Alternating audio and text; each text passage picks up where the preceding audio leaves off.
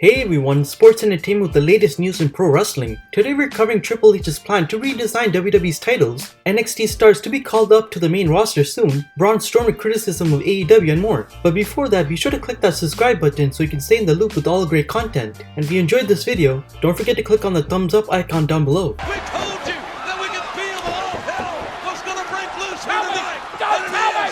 Mamma mia! Mamma mia!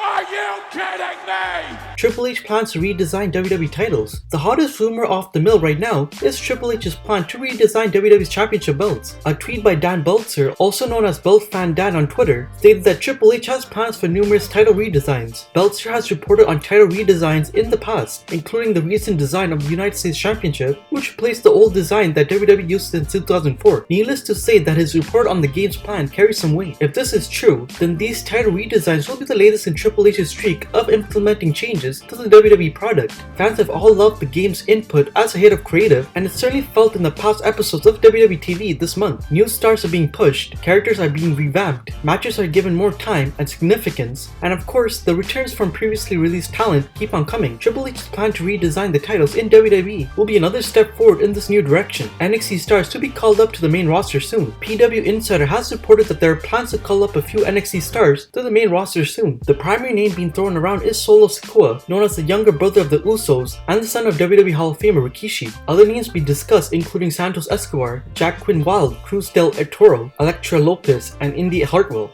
Escobar was involved in a storyline where he was banned from NXT after suffering a loss from Tony Angelo. The last episode of NXT showed Escobar outside the arena, inviting his Legado del Fantasma colleagues Jack Quinn Wilde, Cruz del Toro, and Elektra Lopez to come with them, possibly implying that the entire group is headed to the main roster. Meanwhile, Indy Hartwell is involved in an angle where her storyline husband Dexter Lumis, who has been wreaking havoc on Raw, is trying to reconnect with her. This may present an opportunity for Indian storyline to cross over the main roster. AEW told to tone down their language. AEW is different from WWE for a number of reasons, and one of those is the considerable explicitness when it comes to the language. But it appears that the strong language is becoming an issue with the higher-ups. The Wrestling Observer reports that Warner Bros. Discovery, who owns TNT and TBS, have warned AEW to tone down its language moving forward. The report from the Observer stated, however, the blood wasn't an issue. AEW is known for producing matches that feature blood here and there, unlike WWE who avoid it as much as possible. It appears that AEW have followed orders, as this week's episode of Dynamite and Rampage feature significantly less curse words than usual.